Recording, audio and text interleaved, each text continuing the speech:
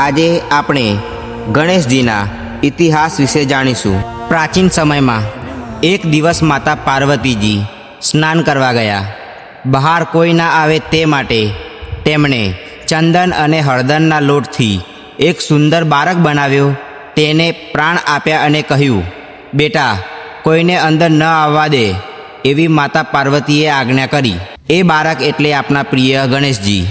થોડી વારમાં મહાદેવ બહાર આવ્યા અને અંદર જવા કહ્યું, પણ ગણેશજીને તો માતાજીની આજ્ઞા પાળવાની હતી।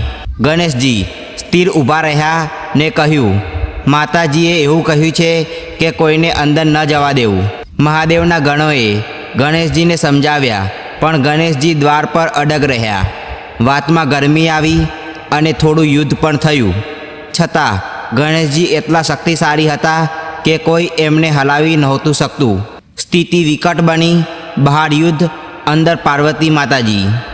ત્યારે મહાદેવે વિચાર્યું, આ બાળક અહંકારથી નહીં, ફરજથી ઊભો છે, પણ હવે માર્ગ ખોલવો પડશે।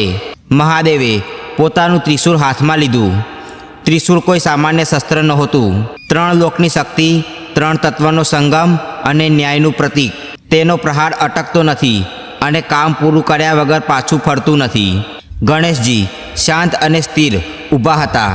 એક જ ક્ષણમાં ત્રિશૂળનો પ્રહાર થયો અને ગણેશજીનું શીશ ધડથી અલગ થઈ ગયું। પાર્વતીજી બહાર આવ્યા અને પોતાના બાળકને એ રીતે પડેલો જોઈ શોકથી કંપી ઉઠ્યા। એમનો રોષ એવો હતો કે આખું બ્રહ્માંડ ડગમગી ગયું। દેવતાઓ ડરી ગયા, સૃષ્ટિ પર સંકટ આવ્યું। મહાદેવે પાર્વતીજીને શાંત રહેવા કહ્યું, આ મારી ભૂલ નથી, પણ હું તારા બાળકને પાછો જીવંત કરીશ।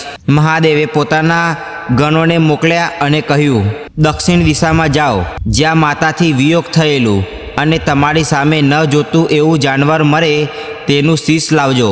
એમને એક હાથીના બચ્ચાનું શીશ મળ્યું। તેનું માથું લાવવામાં આવ્યું। મહાદેવે હાથે સ્પર્શ કર્યું અને તેને પ્રાણ આપ્યા અને હાથીનું માથું ગણેશજીને અર્પણ કર્યું। ગણેશજી ફરી જીવંત થયા અને મહાદેવ તથા બીજા દેવોએ આશીર્વાદ આપ્યા કે આજેથી તું પ્રથમ પૂજ્ય થશે। દરેક કાર્યની શરૂઆત તારા નામથી થશે। આ રીતે ગણેશજીને વિઘ્નહર્તા અને પ્રથમ પૂજ્ય સ્થાન મળ્યું। જય ગણેશ, જય વિઘ્નહર્તા।